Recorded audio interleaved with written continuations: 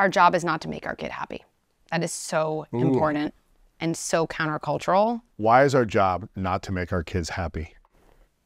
Because when we focus on making our kids happy, we actually start to make them fearful and less tolerant of all of the other emotions that will inevitably be part of their life into adulthood. And so when our kid says, I'm gonna make this up, like, I'm the only one in my class who can't read. Okay, it's like the most painful moment as a parent. Oh, I feel my kid's pain, right? And maybe, let's just say it's true. They really might be. We have the urge to say, everyone reads at their own pace, or, but you're amazing at soccer, but you're so good at math. I want to make them happy. All that does for my kid is, because during childhood, kids are not just learning about a situation with a parent. They're taking interactions and they're making generalizations, not from one moment, but patterns about what emotions are safe, what emotions can I deal with, what can I tolerate, and what emotions, as soon as I feel them, do I need to like turn off right away. And so when a kid says, I'm the only one who can't read, the truth is when our kid is adult, they probably won't say that, but they'll probably say, I'm the only one who, whatever it is, didn't get a job yet. I'm the only one of my friends who didn't buy their own house, right? Whatever it is, like we're always gonna feel that way. And so when we make our kid happy, what we actually say to them is, I am just as scared of this emotion you're feeling as you are. Wow. And so then what they do— I don't want to deal with this emotion. I'm terrified. I want to run away from it. I want to do anything but this. And so what a kid's circuit is, I feel, let's say it's this, I feel less than, or it could be, I feel jealous, I feel sad, I feel disappointed. And what gets layered next to that in the circuit is my parents' fear, my parents' avoidance. Those things get put together.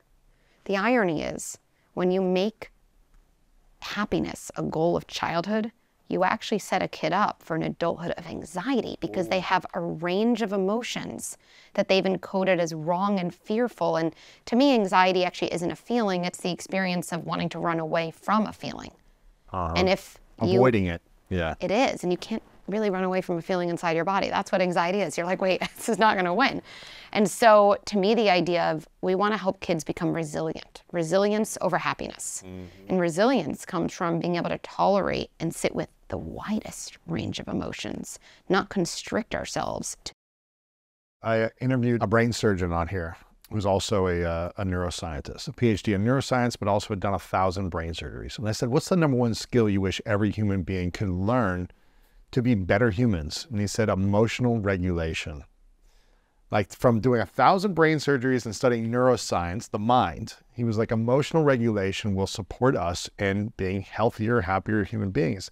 And it goes back to what you're saying, which is learning how to navigate all of the emotions and be with them and feel uncomfortable and sad and know how to manage them, not avoid, run away, be distracted by them, right? That's right.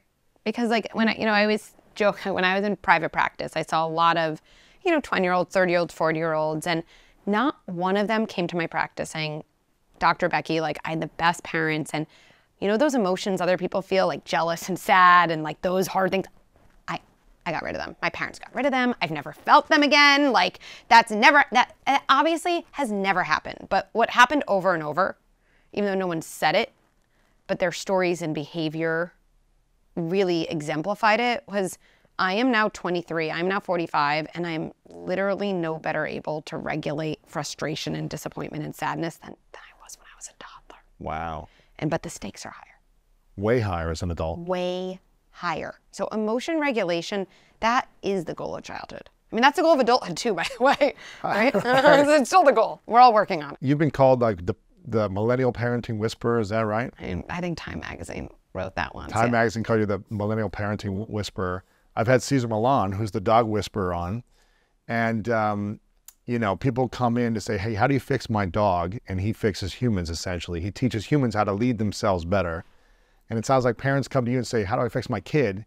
And you're coming to them and saying, well, you need to learn how to be a better leader and heal and reprogram yourself and learn how to regulate your emotions so you can manage these situations. Would that be accurate? That is completely accurate. And I think, I double down on that and say, I think when we have kids, we have this unconscious wish that they're going to heal us. Oh. And they trigger us. Oh. That's what happens when you have kids. So I say it again? We have an unconscious wish that our kids will heal us.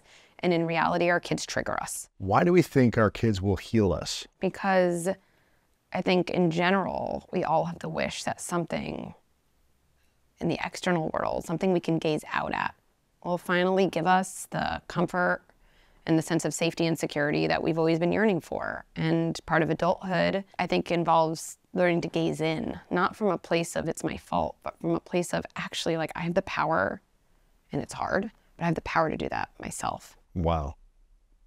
Oh my gosh. Okay, so. Want to get to the third thing? Yes, let's get to the third thing. The third thing I want parents to know, and like to me this is, I should have said it's the first thing. I messed up my order. Okay, so I saved the best for last. Good. Start over. But the second thing was resilience over happiness. Yes. And I want to ask you, before you get to the third thing, how do we raise resilient children? Okay, then this is, I'm excited. I'm excited. We can put the third thing out there. We'll leave everyone with a cliffhanger. What's the third thing? If this one's important, that one's even more important. Okay, so I think first of all, again, and we have to understand before we intervene. So how do we build resilience? Well, what is resilience, right? And we have to really understand that. And I think that resilience really is our ability to tolerate hard things. And the word tolerate is important because we all think it's the ability to like get through it. The getting through happens when it happens. And the truth is the longer you can tolerate something, not something toxic, that is so not what I'm talking about, or abusive, but the longer you can tolerate something hard, the success is going to find itself and it's going to be more likely because you were able to stay in the hard place. Can you give me an example of what this would be like for a parent and a child? Sure, I can give you 2 different examples Yes. very concretely, right? So this is something I teach to a lot of parents in one of my favorite, my frustration tolerance workshop, which is relevant for school, for everything. So let's say, and I'll say a 3-year-old is doing a puzzle. Like, I can't do it, you do it for me, you do it for me. This is a good example, right? And as a parent, I get it, you got home, you're like, this is like the last thing I want to do. Tired, I want to relax. So I was gonna have a nice night with like, you know, my kid, I get it.